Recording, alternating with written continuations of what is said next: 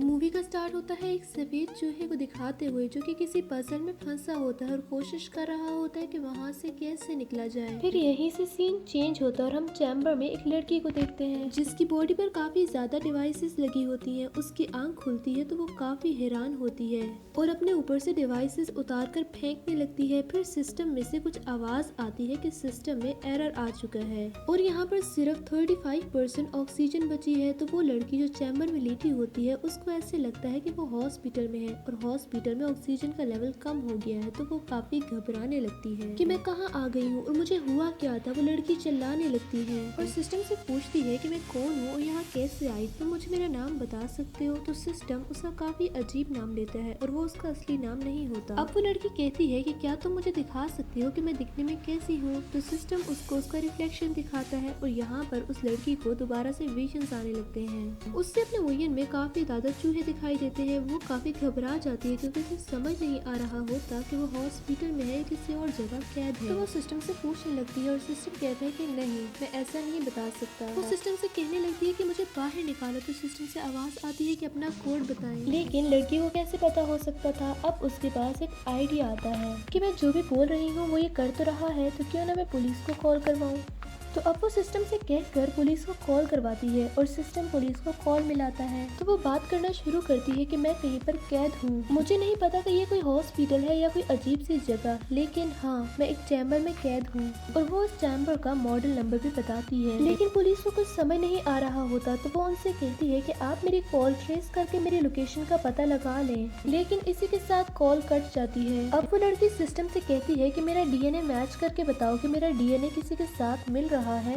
तो सिस्टम कहता है कि यस मिल रहा है और वो उसे एक लड़की दिखाता है जो कि वही होती है और उसका नाम एलिजाबेथ होता है। यानी इस लड़की का नाम एलिजाबेथ था और पता नहीं इसके साथ क्या चेंजेस आए तो यहाँ पर कैद हो गई। तभी वहाँ पर पुलिस की कॉल आती है। वो एलिजाबेथ से पूछते हैं कि तुम एक चैम्बर में कैद हो, क्या यहाँ पर ऑक्सीजन लेवल है। जैसे ही पुलिस ऑक्सीजन लेवल का पूछती है तो उस चैम्बर का सिस्टम बोलता है कि यहाँ पर ऑक्सीजन का लेवल 31% रह गया है, जो कि 1 घंटा या इससे थोड़ा ज्यादा चल सकता है। लेकिन अगर एलिजाबेथ इसी तरह से डरती रही तो जरूरी नहीं कि ये 1 घंटा भी निकाल पाए। तो फिर पुलिस एलिजाबेथ से कहती है कि इस चैम्बर का जो भी ऑनर है उसका पता लगाओ, हो सकता है चैम्बर के अंदर उसका नाम लिखा हो। लेकिन ऐसा नहीं होता। अब सिस्टम एलिजाबेथ से कहता है कि वैसे भी अब तुम्हारे पास कम टाइम बचा है क्योंकि इसमें इतनी ऑक्सीजन नहीं है, तो क्या मैं तुम्हें मार दूं। तो एलिजाबेथ उस चीज से मना कर देती है और उससे कहती है कि मेरे बारे में और इन्फॉर्मेशन ढूंढो। तो उसे पता लगता है कि वो एक डॉक्टर है और उसने एक एक्सपेरिमेंट किया था। जिस चैम्बर में वो आज बंद है वो भी उसी का एक्सपेरिमेंट था। उसने खुद को ही बंद किया था लेकिन उसे कोई भी कोड और कोई भी चीज याद नहीं। अब एलिजाबेथ सिस्टम से कहती है कि मेरा सोशल मीडिया अकाउंट निकालो, जिसमें से एक पिक्चर मिलती है जिसमें उसके साथ उसका हस्बैंड खड़ा होता है। तो वो सिस्टम से कहती है कि मेरे हस्बैंड के नंबर पर कांटेक्ट करने की कोशिश करो। तो सिस्टम ऐसा ही करता है लेकिन जैसे ही फोन कनेक्ट होता है तो आगे से फोन एक लेडी उठाती है। तो एलिजाबेथ उससे कहती है कि मेरी बात मेरे हस्बैंड से करवाओ। तो वो लड़की गुस्सा हो जाती है और एलिजाबेथ से कहती है कि आइंदा तुम्हारे यहाँ पर कॉल ना आए।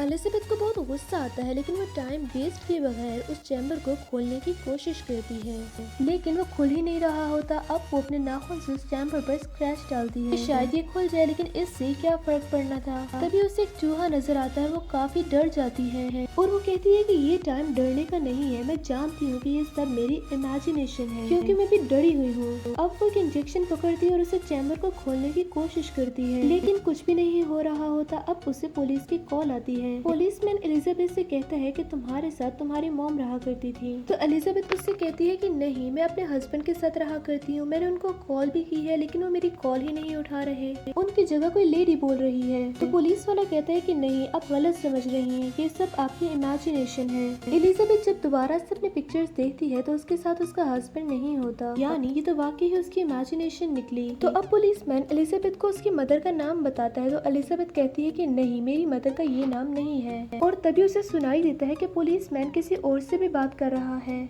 जैसे कोई उसे फोर्स कर रहा हो एलिजाबेथ को गलत इन्फॉर्मेशन देने के लिए। तो तभी कॉल कट जाती है और उसे किसी और की कॉल आती है लेकिन एलिजाबेथ वो कॉल ना सुनते हुए सिस्टम से कहती है कि प्लीज वो पुलिसमैन की कॉल दोबारा चलाना, मुझे सुनना है कि वो किससे बात कर रहा है। तो जब वो कॉल सुनती है तो उसको यकीन हो जाता है कि वाकई कोई उसको फोर्स कर रहा है एलिजाबेथ एलिजाबेथ को गलत इन्फॉर्मेशन देने के लिए, और हो सकता है उन्हीं की वजह से बाहर नहीं आ पा रही। तभी एलिजाबेथ को विजन्स आने लगते हैं जिसमें उसे अपना हस्बैंड दिखाई देता है। अब हम नहीं जानते कि वो उसकी इमेजिनेशन में था या असली में। खैर वो काफी बीमार दिख रहा होता है और एलिजाबेथ काफी परेशान होती है। तभी उसको बार बार कॉल आती है जो कि उसी लेडी की होती है जिसने पहले कॉल उठाई थी और एलिजाबेथ को कॉल करने से मना किया था। अब वो एलिजाबेथ से कहती है कि तुम्हारा हस्बैंड मर चुका है। तो एलिजाबेथ उसको कहती है कि नहीं, तुम झूठ बोल रही हो। और तभी वो लेडी कहती है कि नहीं, मैं सच बोल रही हूँ, और जिस चैम्बर में तुम हो मुझे उसके बारे में भी पता है, और उसको खोलने के लिए जो कोड चाहिए मैं वो भी जानती हूँ। तो एलिजाबेथ उसको कहती है कि प्लीज मुझे वो कोड बताओ। तो वो लेडी उसको वो कोड बता देती है। तो एलिजाबेथ उसको फौरन से अप्लाई करने लगती है। तो वो लेडी उसको कहती है कि रुको रुको, इसको अप्लाई नहीं करना, इससे तुम्हारी जान खतरे में है। तो एलिजाबेथ उससे कहती है कि मैं तुम पर यकीन क्यों करूँ।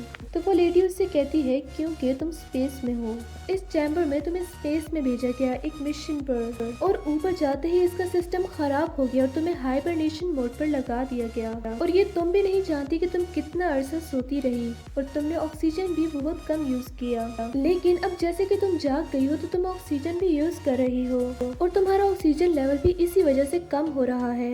अगर तुमने चैम्बर खोला तो तुम गुम हो जाओगी क्योंकि यहाँ पर ग्रेविटी बिल्कुल जीरो है और कोई भी तुम्हें नहीं बचा सकेगा। लेकिन हाँ, अगर तुम चाहती हो तो मैं तुम्हें दोबारा हाइबरनेशन मोड पर लगा देती हूँ। तुम्हें कुछ याद नहीं रहेगा और तुम्हें कुछ नहीं पता चलेगा कि तुम कहाँ पर हो। एलिजाबेथ उस लेडी से कहती है कि मुझे किस मिशन के लिए भेजा गया था। तो वो लेडी कहती है कि दुनिया तबाह होने वाली थी बस कुछ ही सालों में, और हमने तुम्हें चूज किया क्योंकि तुम काफी स्ट्रॉन्ग थी, ताकि तुम स्पेस में जाकर कोई जगह ढूंढ सको जहाँ पर आकर इंसान रह सके, क्योंकि दुनिया तो रहने के काबिल नहीं रहने वाली थी।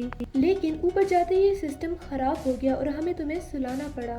तो एलिजाबेथ उससे कहती है कि वो तो सब ठीक है और मैं यकीन कर भी लूं तुम्हारा इस बारे में, लेकिन उस पुलिस ऑफिसर का क्या, वो मुझसे झूठ क्यों कह रहा था। मैं जानती हूँ वो किसी की बातों में आकर ऐसा बोल रहा था।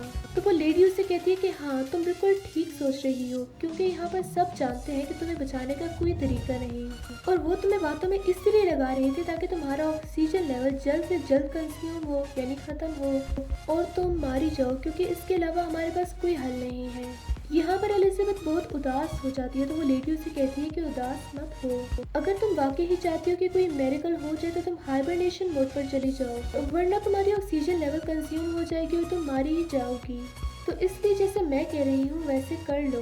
तो एलिजाबेथ उससे कहती है ओके, मुझे बताओ कैसे जाते हैं हाइबरनेशन मोड पर। वो उससे बताने ही वाली होती है कि तभी वहाँ पर उसके घर पर कुछ लोग आकर उसको अरेस्ट कर लेते हैं। तो वो एलिजाबेथ से कहती है कि जैसे ही ऑक्सीजन लेवल 2 हो जाए तो तुम फौरन से हाइबरनेशन मोड पर चली जाना। याद रहे अगर वो उससे कम हो तो तुम मारी जाओगी। अब एलिजाबेथ याद करने की कोशिश करती है कि ये सब हुआ कैसे, क्या पता मैं वापस जा सकूं, लेकिन उसे कुछ याद नहीं आ रहा होता।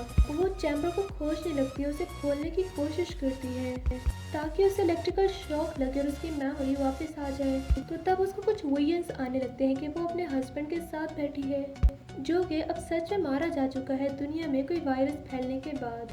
उसकी भी डेथ हो चुकी थी और उसके विजन में उसका हस्बैंड उसको कह रहा होता है कि हम दोबारा मिलेंगे, लेकिन एलिजाबेथ कहती है कि मैं तो मर ही जाऊंगी, तो क्यों ना मैं इससे पहले अपनी मदर से बात कर लूं। तो वो सिस्टम से कहती है कि प्लीज मेरी मामा को कॉल मिला दो, और फिर वो अपनी मदर से जी भर कर बातें करती है। उसके बाद वो सिस्टम से कहती है कि क्या मेरा ही एक चैम्बर है और मैं अकेली हूँ स्पेस में। तो सिस्टम उसे कहता है कि नहीं, तुम्हारे साथ 10,000 और चैम्बर्स हैं। तो एलिजाबेथ कहती है कि मुझे दिख क्यों नहीं रहे। तो सिस्टम उसे कहता है कि शीशे पर एक शील्ड है। वो जैसे उसे हटाता है तो एलिजाबेथ डर जाती है क्योंकि बाहर एक डेड बॉडी होती है जो कि हवा में ही तैर रही होती है स्पेस में होने की वजह से, और उसके आसपास वाकई बहुत ज्यादा चैम्बर्स होते हैं। और उसको विजन आता है कि उसका हस्बैंड भी इन्हीं चैम्बर्स में से किसी एक चैम्बर में है। वो सिस्टम से कहकर अपने हस्बैंड का भी चैम्बर देख लेती है, और वो जैसे अपने हस्बैंड की शक्ल देखती है तो वो बहुत खुश होती है। उसमें जीने की होप पैदा होती है और एलिजाबेथ को दोबारा से विजन आने लगता है जो कि असल का था, यानी ये उसकी पास्ट की एक मेमोरी थी। कुछ चूहों पर एक्सपेरिमेंट किए जा रहे थे उनको पजल में डालकर कि कौन सा चूहा ज्यादा इंटेलिजेंट है, और जो कोई इस पजल यानी मेज को पार कर लेता तो उस चूहे की सारी जीन्स और खास मेमोरी दूसरे चूहे में डालकर देखा जाता कि क्या ये भी पजल पार कर पाता है या नहीं। और जिस चूहे के साथ भी ये किया जाता वो पहले ही बार में मेज को पार कर लेता। और ये सारे एक्सपेरिमेंट्स कर रही थी एलिजाबेथ, जो कि असली दुनिया में बूढ़ी हो चुकी थी। और जो लेडी एलिजाबेथ से बात कर रही थी वो खुद एलिजाबेथ ही थी, बूढ़ी एलिजाबेथ। और जो एलिजाबेथ चैम्बर में थी वो सिर्फ एलिजाबेथ की एक क्लोन थी। और यहाँ पर भी सेम वही काम हुआ जो कि चूहों के साथ किया गया था, यानी एक चूहे की मेमोरी दूसरे चूहे में डाल दी गई। इसी तरह असली एलिजाबेथ की मेमोरी क्लोन में डाल दी गई। और इसी तरह जितने भी लोग स्पेस में होते हैं वो सभी क्लोन्स होते हैं। और यहाँ पर एलिजाबेथ देखती है कि उसका ऑक्सीजन लेवल 3% रह गया है। तो उसको उस लेडी की बात याद आती है, तो वो फौरन से सिस्टम से कहती है कि मुझे हाइबरनेशन मोड पर लगा दो। तो उस सिस्टम उसे कहता है कि आपने अपने ऊपर से सारी डिवाइसेस उतार ली हैं और अब ये पॉसिबल नहीं है। तो एलिजाबेथ फौरन से वो डिवाइसेस खुद को लगाने लगती है, लेकिन वो डिवाइसेस दोबारा साथ लगाने में काफी देर हो जाती है, क्योंकि हाइबरनेशन मोड पर जाने के लिए 2% ऑक्सीजन लेवल होना जरूरी था। लेकिन अब उसके चैम्बर में 0 पॉइंट समथिंग कुछ ऑक्सीजन थी, जो कि 1% से भी कम थी। तो एलिजाबेथ काफी डर जाती है, क्योंकि वो जानती थी कि अब वो मारी जाएगी। तो वो अपने हस्बैंड के लिए एक मैसेज रिकॉर्ड करती है कि जब वो नींद से उठे तो इसको सुन ले, और साथ ही गुड बाय कहकर आंखें बंद कर लेती है। वो आइडिया आता है, वो सिस्टम से पूछती है कि सुनो, जो लोग स्पेस में मारे गए कि उनके चैम्बर्स तो खाली हैं, तो उनके चैम्बर्स में ऑक्सीजन तो होगी। तो सिस्टम कहता है कि बिल्कुल होगी। तो एलिजाबेथ कहती है कि क्या उनके चैम्बर की ऑक्सीजन मेरे चैम्बर में ट्रांसफर हो सकती है। तो सिस्टम कहता है कि हाँ, क्यों नहीं हो सकती। सब चैम्बर्स का सिस्टम सेम है, तो ऑक्सीजन ट्रांसफर करने में कैसी मुश्किल। लेकिन इसके लिए कई ज्यादा दिन चाहिए और आपको हाइबरनेशन मोड पर जाना होगा। तो एलिजाबेथ कहती है कि हाँ ठीक है, मैं ट्राई करती हूँ, और प्लीज तुम तब तक ऑक्सीजन ट्रांसफर कर लेना। और फिर हम देखते हैं कि उस चैम्बर में ऑक्सीजन रिफिल हो चुकी होती है।